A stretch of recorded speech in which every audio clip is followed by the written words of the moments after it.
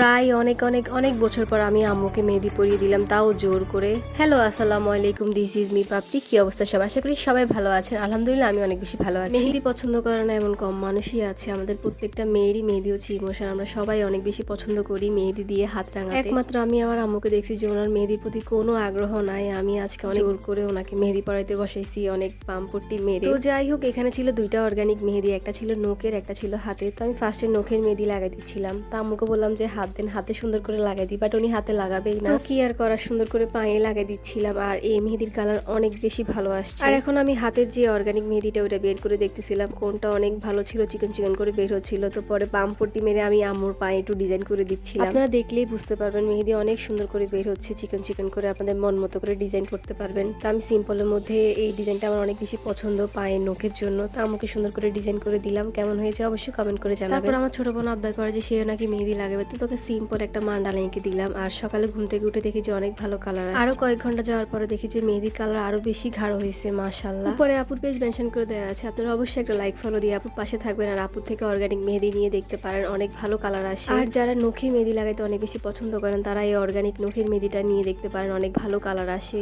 তো এই তো আজকের ভিডিও এ পর্যন্ত। সবাই ভালো থাকবেন, সবাইকে আল্লাহ হাফেজ, আসসালামু আলাইকুম।